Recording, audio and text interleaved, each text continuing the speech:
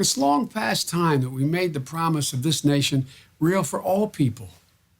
This is no time for incendiary tweets. It's no time to encourage violence. This is a national crisis, and we need real leadership right now. Leadership that will bring everyone to the table so we can take measures to root out systemic racism. It's time for us to take a hard look at the uncomfortable truths. It's time for us to face that deep, open wound we have in this nation. We need justice for George Floyd.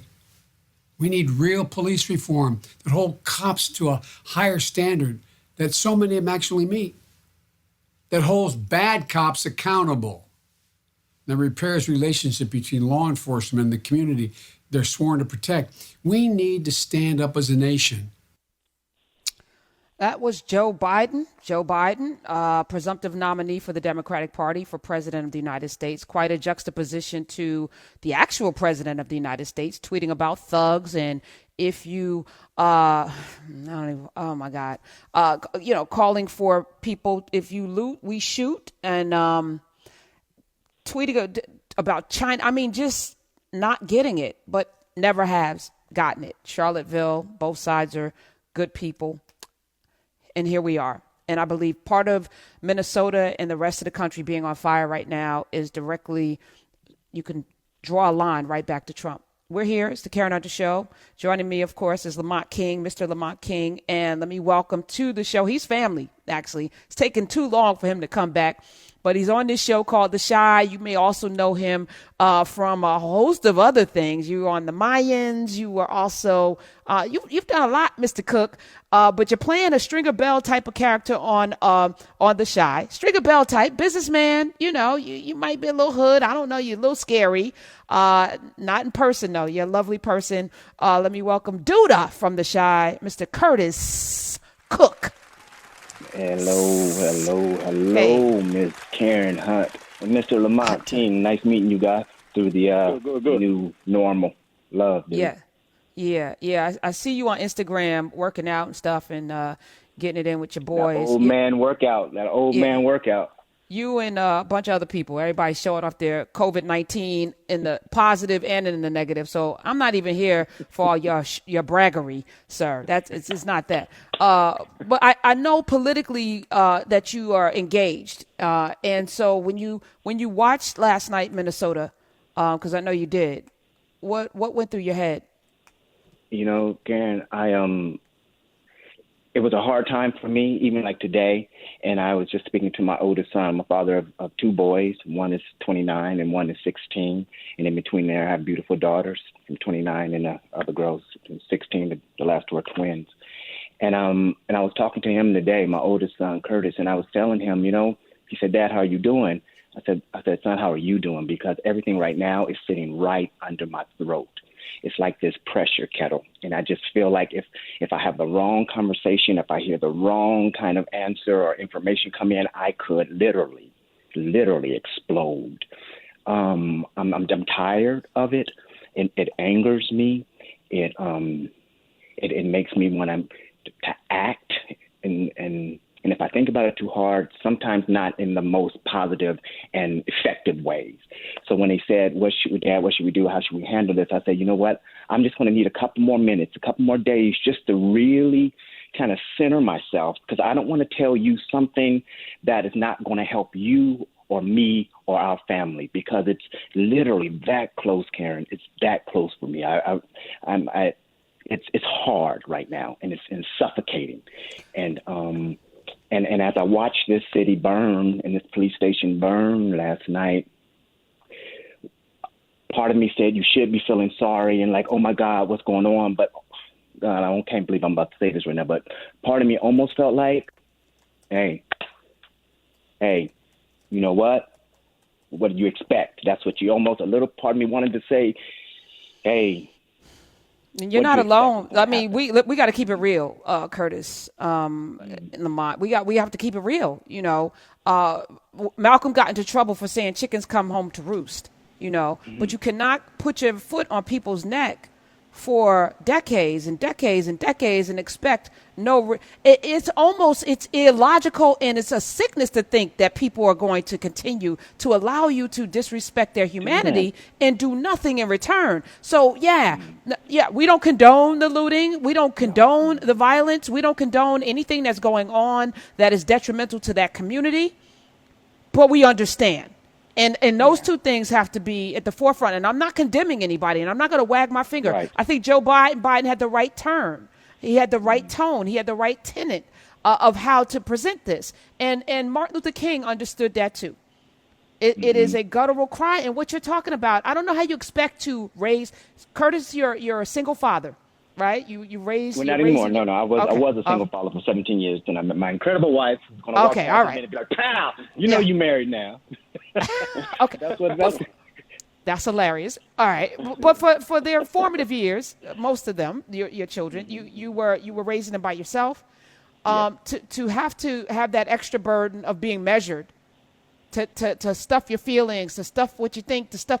It's an inordinate amount of restraint that black people have to keep their children alive that white folk never probably could understand. What you have to do, the gymnastics you have to do emotionally to show up in the world.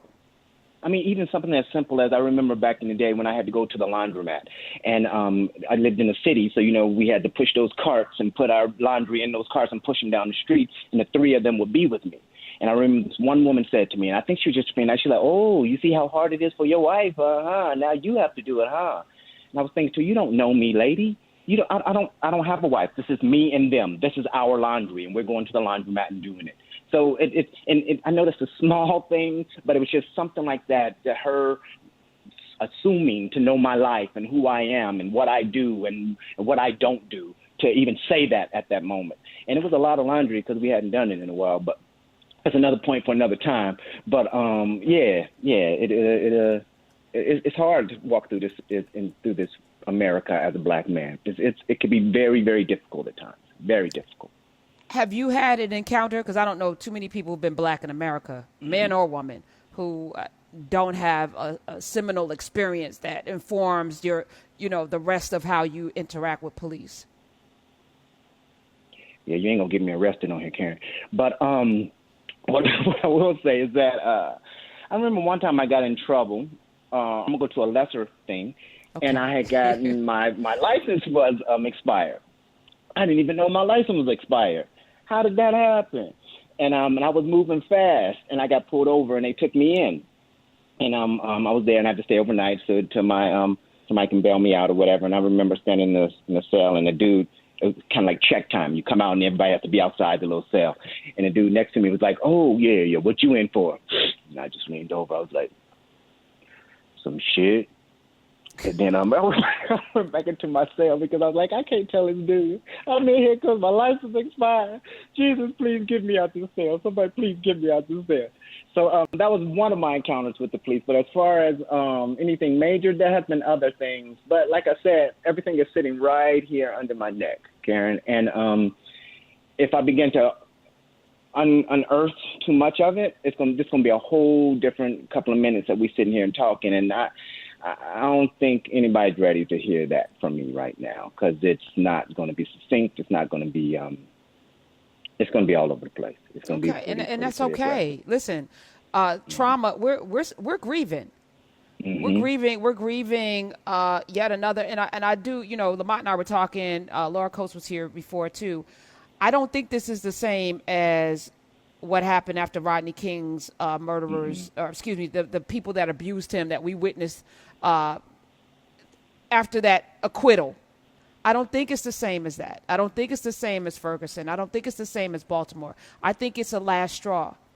And I hope I'm wrong, but I feel like there's a I don't give a F right now vibe that I haven't felt because I didn't grow up in the 50s, in the 60s.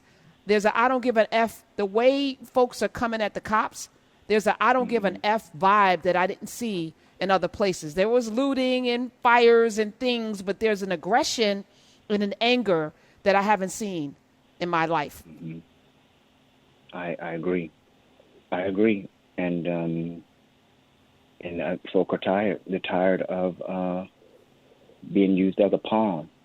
They're tired of being told that you have certain rights and certain liberties, and every time you try to use any of them or act on any of them, getting slapped in the face, literally and figuratively. I mean, we are all locked up in our houses. We have been locked up in our houses for 3 months and trying to do the right thing. And the minute that anything begins to open up, they shoot us. The minute any kind of normalcy begins to slither to happen, they shoot us while we run down the street.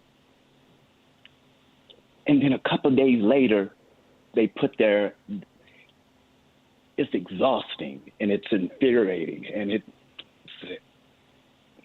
has to stop. It has to stop. It has to stop. It has to stop. As I was watching, it will. Yeah, no, it will, or this country won't survive. I mean, I just think it's just that simple. If folks love this country so much, they're going to have to roll up their sleeves and get busy. And I'm talking about the people without, as Lamont says, without color.